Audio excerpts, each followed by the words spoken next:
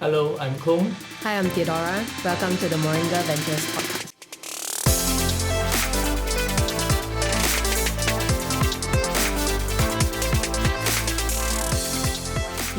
Theodora, I don't know whether you have experienced a day in which is full of meetings, because anybody that's any form of managing of something, or you're the boss, you tend to be in the room and constantly in meetings. Have you experienced that? Yes, I've had many days like this, and sometimes it happens just inevitably, but it's not something that I try to plan for, or rather, I try to plan for days that I do have meetings, or maybe half a day that I have full blocks of meetings, and then a half a day where I kind of sit and do that one most important thing that's on my list. So when I was a younger engineer, I used to build things, and one of the things I hated most was people interrupting me.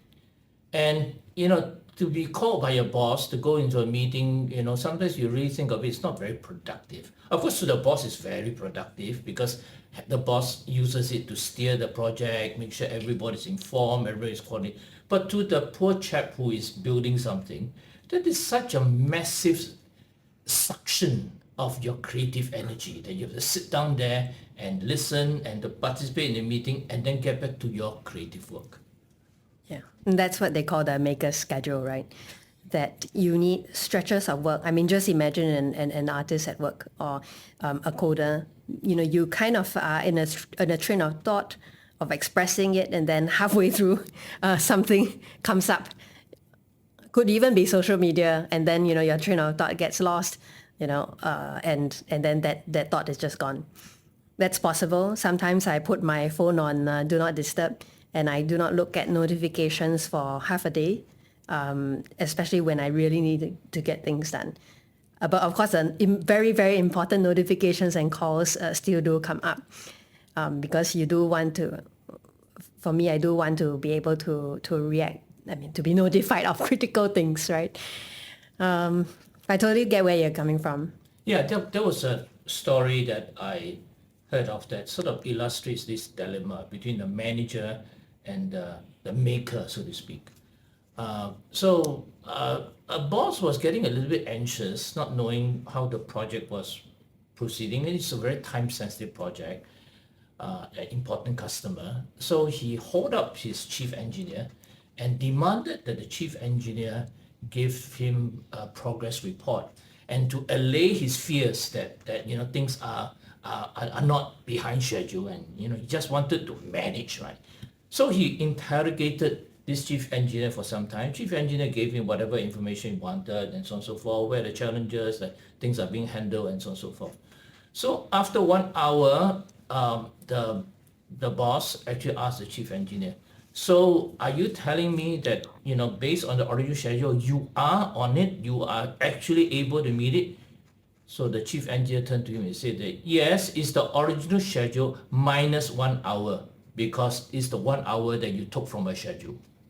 It's true. If you stop work on a product, especially an engineer, or if you're producing something and you stop halfway to for a conversation, it literally stops, right? And we know that everything that comes at the founder's way, not all of them involves building the product. So something as critical as building a product does need some dedicated time. So you just imagine somebody that's creating something needs dedicated time, focused time to build something. Now, bosses, founders, you may look at it quite differently, that they are solving multiple issues, and so they sit down at the meeting table, maybe for the 1 hour addressing 7 items on the agenda, so each item maybe 5 minutes or 10 minutes duration.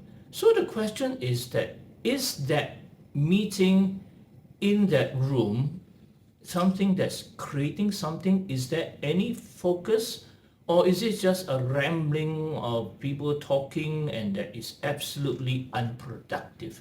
So is there really a total dilemma? One group of people very focused, hoping to get one whole day at a stretch to work on something, versus the management, the founder, so to speak, meeting customers day in, day out, running all over the place. Is there any focus? Is there a big difference? Hey, but as a founder or would-be successful founder, you've got to deal with both, right? Are you telling me that if a customer calls you for a good lead, or investor calls you up whom you are fundraising from, you're gonna keep that investor waiting for a very long time? I mean, I think it's about really putting your time in buckets. Right? The bucket of time that you're actively building something, you're gonna set aside 3 to 4 hours to do that. But then you would then want to go about your manager schedule, whereby you then set aside another maybe 2-3 hours in meetings or responding to things. And sometimes you might do both in a day. So if you have to do that in a day, then maybe you spend the morning clearing things and responding, talking to your team members, and then leave the second half of the day for building things. Actually, the way I see it, I see it as basically very similar things. The engineer built something, but in building something, there are of course multiple things that need to do, but it's one thing, right, that they built. And of course, each piece comes online and then the whole thing is integrated together. The boss, although is dealing with multiple things, the question is whether these multiple things sum up to something that is important for the company. Right, so it could be coordinating, make sure everybody knows what everything's going on. It could be meeting customers to know what the requirements. It could be meeting the lawyers to make sure the legal documents are in place. But they are all integrated together towards some very clear outcome. I think the problem is when founders or managers lose sight of what that overall objective, that means building the company or building something, an organization they use, so is when they lose sight of that, then they ended up doing all these multiple things that totally sum up to nothing. Yeah. I mean, it's natural as founders to have many things coming your way, but the way I see it, founders that want to be successful have to be focused and know how to prioritize. So there's going to be a million things on the list, but how are you going to make sure that you clear the most important one? How are you going to separate what's important and what's urgent but not important, and what's important and urgent, and what's not important and not urgent? I would say if you were just to do that one thing that is important in one day, that's good enough. So in a way, both needs to have an architecture of what they're doing. So the engineer has an architecture of the product and so builds the pieces, assembles it together. The boss, the founders have an architecture of the organization they're building, prioritizes things accordingly, knows the dependencies and builds the pieces together at the same time. The big difference is that sometimes in the boss's area of work, the diversity is so much that it looks like really, really unrelated things. Whereas for an engineer, sometimes it looks a lot more integrated because it's really one thing. You can see the piece of machinery come together or the piece of code coming together. So, but it's still multiple things being put together. And even more so now as we look at a lot of building work requires cross-disciplinary efforts. You start to see that actually it may not be as one thing as opposed in the past, but a lot more multifaceted part in order to build something that's truly useful. But of course, the boss, in dealing with multiple diverse things, might end up being tempted to just spend time talking, spend time doing things, but ultimately lose sight of what that architecture of the organization is. Yeah. I mean, when I was at Bubble and we were looking at strategy, one of the first things we do was to look at data. And the thing is that you talk about focus for founders and even for teams, right? You kind of want what you want to focus on to be right there on the wall, right? Something that is very visible, a place that is very visible to look at all your sort of performance indicators.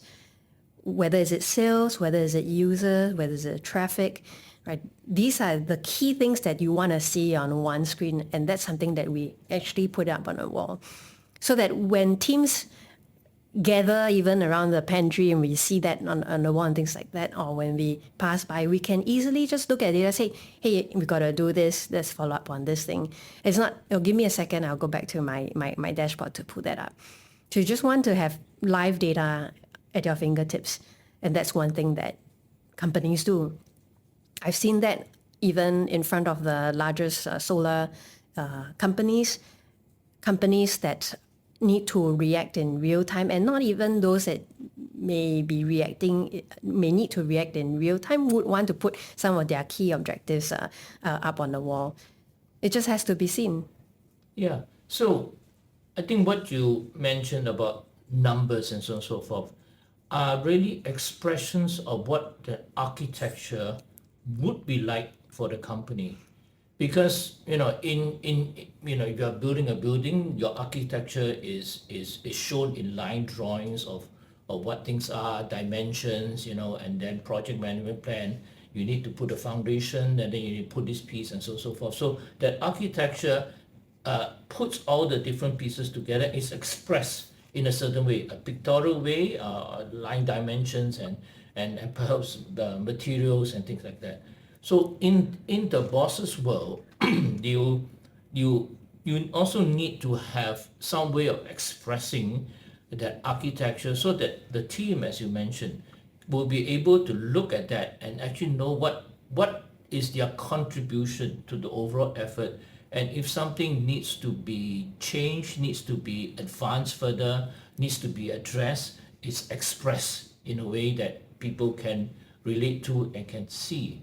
And that helps everybody gel together and move forward in one piece. If the boss does their own thing and just goes around visiting people and talk to customers and are not able to input that back into something visible for the rest of the team to relate to, then of course then whatever the founder is doing has just left everybody far, far behind, not knowing what exactly they're supposed to do, except the fact that they were given instructions maybe 10 months ago to work on something which may need to be a change, but nobody knows because the boss is out there flying over the world, talking to people, but not inputting back and expressing it in that architecture that the rest could see. So the best is to have fixed meetings either weekly or even twice a week, 3 times a week. Perhaps for product teams, it is more often than not, it is usually at fixed intervals, whether it's at morning stand-ups or whether it's at weekly, just so that everyone's on the same page and can get to building what they're building. This meeting, weekly meeting, often it is seen in a way that the boss is sitting there and asking all his subordinates, tell me your progress, report to me. There has to be another part, which is the boss needs to tell the staff what is the overall integrated picture like, the way they see it, and then everybody needs to then know, okay, for the next week, how do I adjust my plan so that we are all on the same page. So it's not a one-way street where the boss sits here, tell me everything you're doing, and then carry on, make sure you just meet your schedule, but it's also for the boss to come back and report in such a way that everybody understands where things are going and how they should go. But some of the best meetings is really team members coming forward and saying, this is what I think of the direction. So if the boss or manager is suggesting something, but then you're the one who is sort of owning your sort of domain, say, for example, if you lead marketing or if you lead a certain product unit, and you have a certain view and direction, what you want to do is to be able to articulate what you're working on and why you're doing that, and then bounce that off your manager, and then so the manager or the boss would then then share with you the reasons why they think otherwise, or perhaps they would even agree with you, and then you move on. Yeah.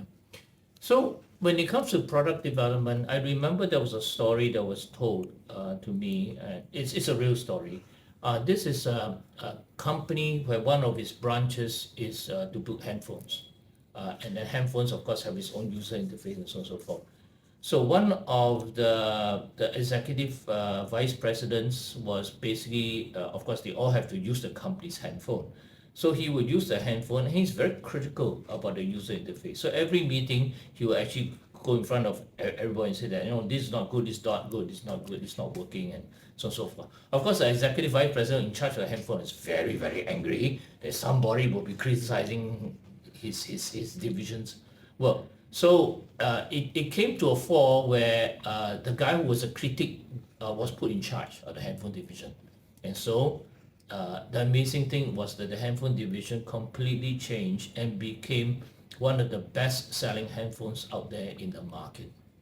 It's because you have a boss that has a very clear idea of what the customer wants to have and is actually telling its staff, we need to do this because I'm very sure and I hear it and I tested it, this is what customer want, so we need to do this. Whereas you may have another manager who simply says, so how are things okay? Are you meeting a schedule? Okay, whatever you have is fine. And then the product goes out and the customers are not very happy. So therefore, it is that dynamic where the boss, it's almost representing of what needs to be done, whether it's from a customer's point of view, legal point of view, HR point of view, what it represents that what needs to be done, and then the people who are under him are able to then fully appreciate that direction and are gelling with him or her to move forward in a very competitive way. But that requires the boss to be very, very, very, very focused. If the boss is not very, very, very focused, they will not be able to do this job. They will be completely distracted by the diversity of tasks that they have, addressing each one in this like a little atomic a unit, but not being able to integrate things together and provide the leadership. Yeah. So talking to clients is key. As a founder, you gotta hold the clients and what they want, very tightly, and you should never let that go, right? And that's gonna go in your important list. You may have salespeople interacting with the client, but then the CEO or the founder's interaction with the client is always highly valued. Yeah, so we probably would now understand why it's never easy to be a founder, never easy to be a manager. I mean, anybody can be a manager, but whether you're a good manager, you're a manager that inspires a team, gives direction to your team, spearheads the rapid advancement of the organization, that is really, really worlds apart. I mean, one could just be a manager, or one could be that excellent manager. So as any founder, one could start off by being a very good scientist. In the deep tech world, you're a very good scientist. You are used to working, very focused on something, building something, and so on and so forth. The transition to become an excellent founder is never easy, because suddenly it is a very diverse thing, and the architecture is very, very different, represented in different ways. And then the distractions, the various forces that pull you apart, that makes you sometimes defocus, is always there. Unlike a scientist who is able to lock himself or herself in the lab and just do that one thing, no distractions, a boss is constantly, so to speak, distracted. But how they manage the distraction would then tell whether the person is going to be at least a chance of being effective or not.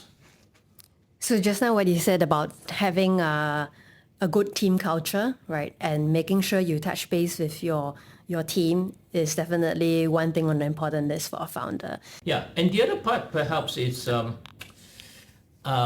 whether the team sees within the meeting the ability to participate.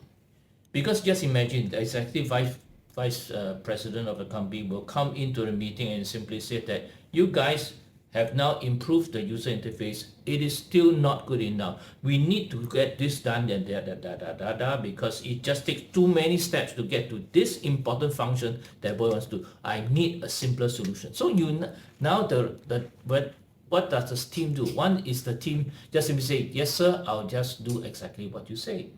Or the other thing that the team could do is then have a discussion with the boss. Okay, you say that this is important. Can you explain to me why it's so important that the customers must reach this function within 2 steps rather than now 4 steps? Because to get to from 4 steps to 2 steps require a lot more engineering work, which you can set back on schedule, and so that discussion becomes critical.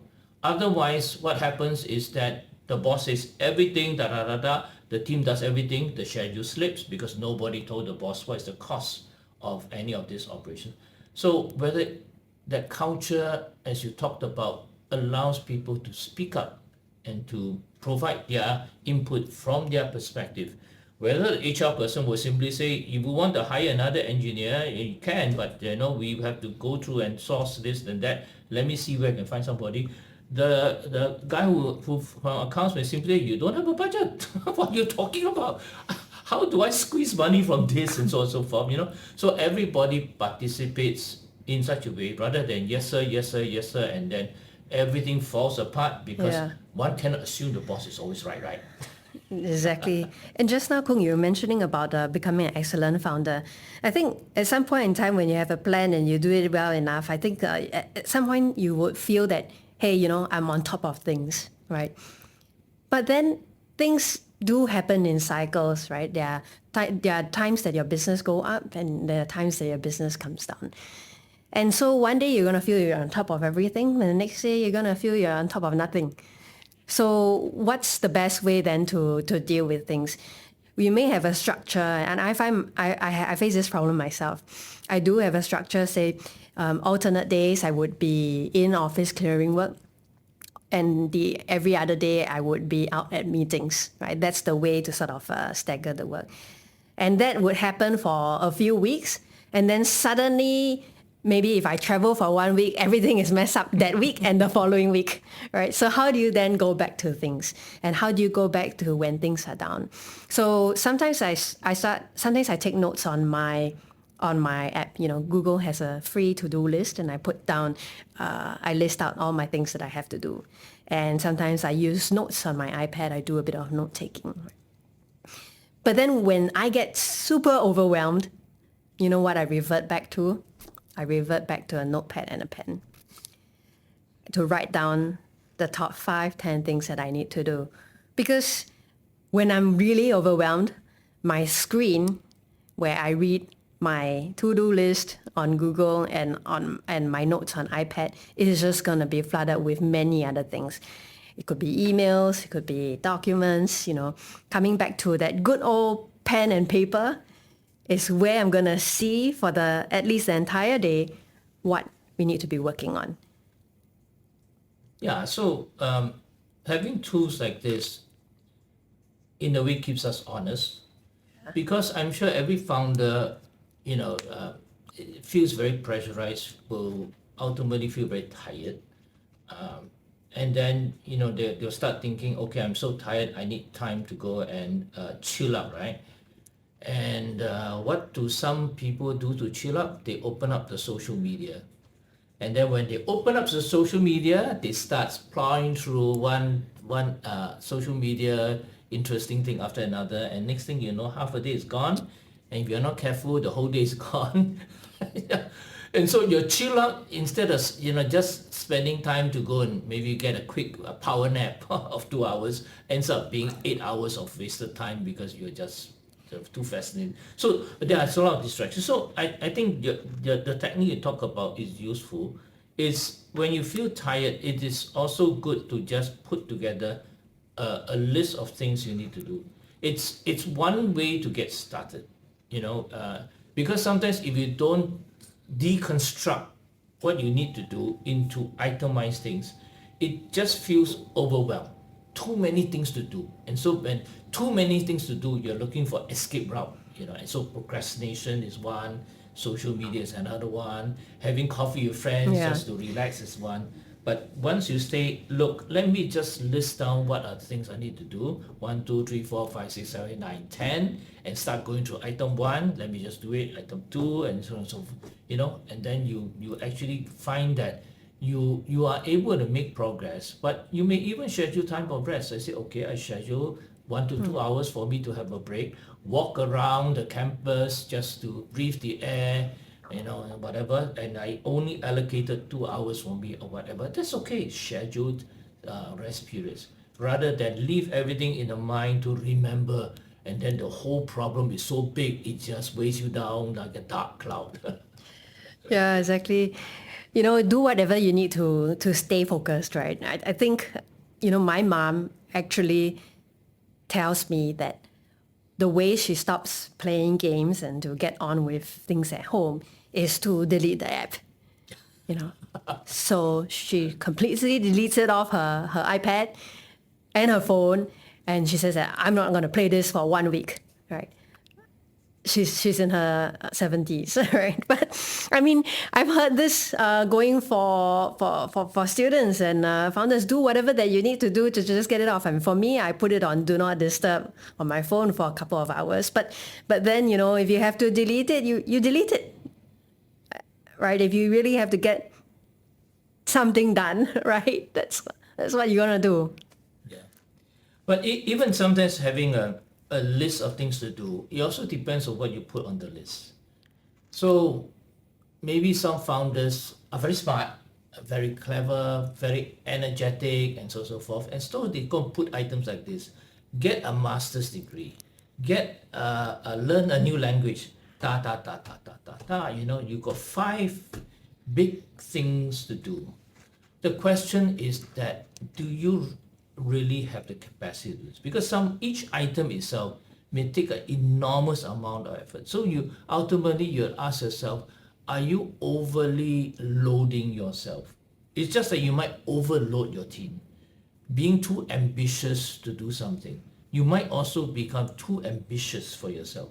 So we heard of people who want to be founders, and so they quit graduate school or they quit undergraduate school and start a company because they feel that they should spend all the time focused to do something like build a company. I mean, build a company, you can't put it into your to-do list. It's too big. You need to break it down. What does it mean to build a company, right? So you cannot build a company, also do my PhD, and also learn to play the piano.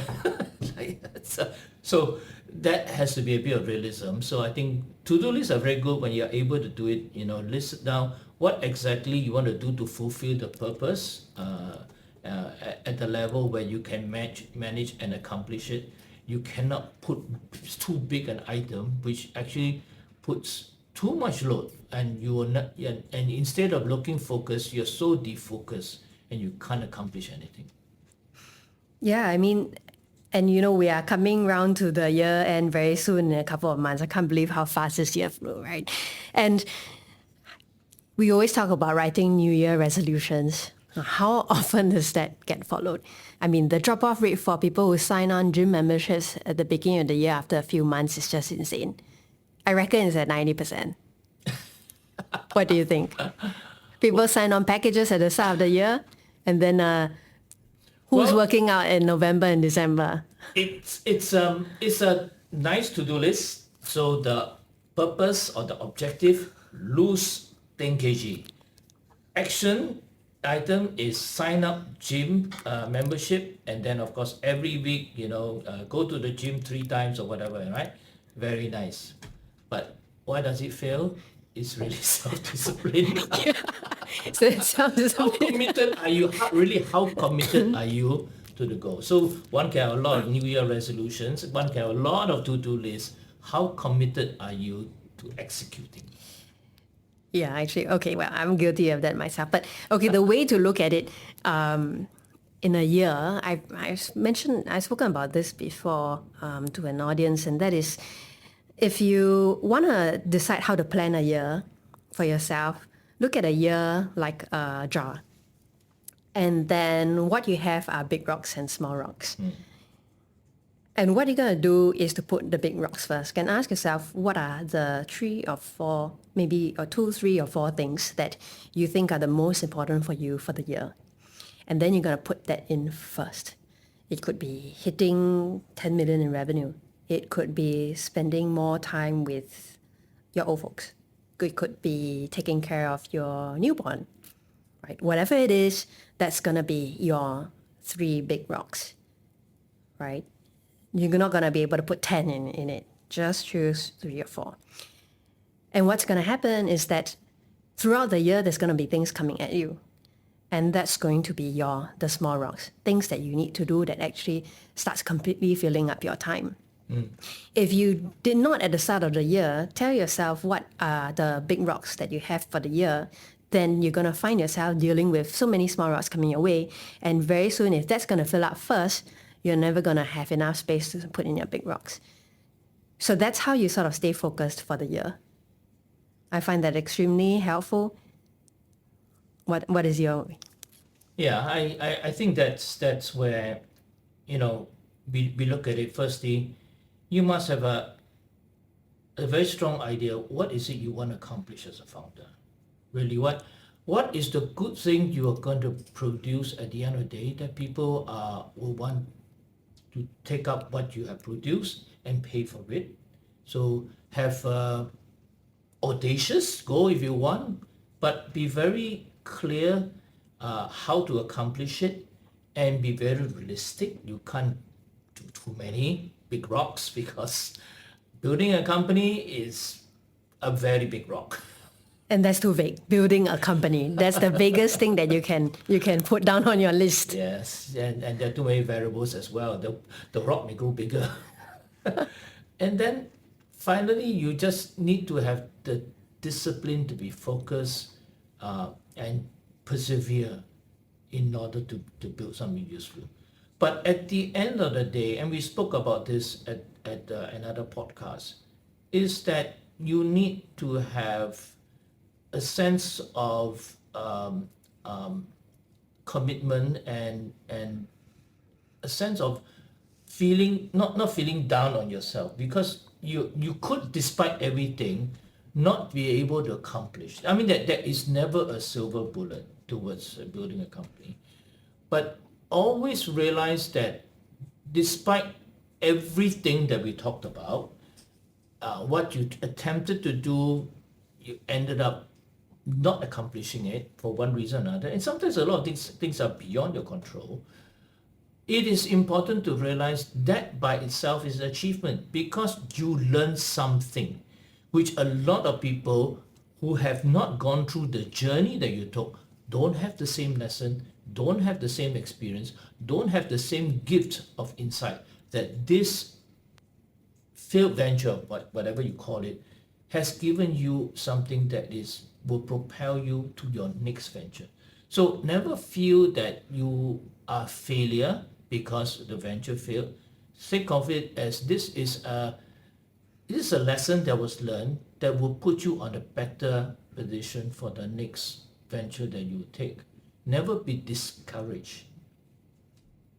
Yeah, I think we can't be too emotive about things sometimes, and don't let yourself feel too down on things. When you receive a negative feedback, for example, on a product, you can feel naturally very defensive about it. But if you maybe see it as a data point, let's say if you see it as a data point on a survey form, maybe it will not seem as bad as someone who just sort of told it to you in your face, right? Yes. Yeah. So again, it is quite important that whatever people look at building companies, it is not an easy journey. It requires tremendous focus, tremendous perseverance, and tremendous thick skin. Yes. And that's important. And that is what we want to find, people who are like that. We want to find people who have those qualities, who are able to have this vision, who are able to manage the time well, lead the team, be humble in listening to points of view, be able to have a certain element of trust that whatever they're doing, they are able to accomplish something. That faith in your journey. Never lose heart, because once you lose heart, your rest of the team is really reliant on you to show the direction. If you start mulling and not doing anything, they will be lost. So therefore, the founder is very important, or get a co-founder or get a solid team that you can really debate, work together, And support grow each other. together. Yeah, grow And grow together, together. support each other. that will keep you on this journey. It's a difficult journey, but I think it's a very worthwhile journey. It's easy to feel overwhelmed with things sort of coming your way, and it's easy to feel drowned in all of that. But the good news is that you're not alone in this. You have your teammates, you have your investors, your board members, your stakeholders. You should surround with people that can guide you along some of these challenges that would come your way. You're not going to be able to solve everything on your own, and sometimes that's probably why some of the important things there are there on the to-do list. But one way to resolve them is to actually know who to go to find answers, or how you can go about finding answers. And so those are sort of the people that you also want to keep in touch with and put on your personal board of directors or your own team, so that you'll be able to quickly resolve that and move on to the next one. And of course, I would say that two qualities that are very important for founders that I look out for is, one, to be courageous. Courageous because you set the culture and tone for the company. If you're not going to go all out to find, new markets, new products, new possibilities, and new science frontiers, who's going to do it for you? Who's going to be able to tell you that that's really important? And the only way that you could do it is if you had that spirit of courage, and you are willing to venture out of your comfort zone to do just that. And the second thing that I would share is that a founder should have empathy. And why do I say empathy? Not because it is I'm a community leader and that's all I look at. No, it's because a founder as a business is also responsible to multiple stakeholders. And we talk about alignment to ESG as well, and sustainability, not just in big companies, but in startups too. Now having to, really look quite closely at how they are serving society.